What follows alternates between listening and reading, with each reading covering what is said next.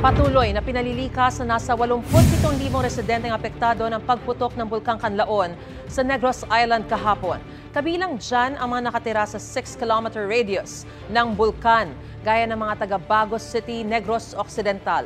Ayon sa Office of Civil Defense, patuloy rin ang paglilikas sa mga bayan ng La Castellana, Himamaylan, Hinigaran, Isabela, Pontevedra at Moises Padilla. Gayon din sa Canlaon City sa Negros Oriental.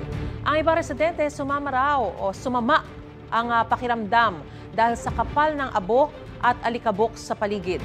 Payo ng Department of Health magsuot ng face mask para hindi malanghap ang ash fall mula sa bulkan. Magsuot din po ng mahahabang damit para maprotektahan ang balat mula sa abo.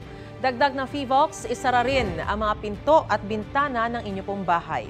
Kung may mga alagang hayop, ipasok sila sa kulungan o sa loob ng bahay.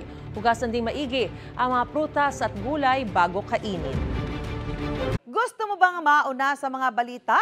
Mag-subscribe na sa GMA Integrated News sa YouTube at tumutok sa unang balita.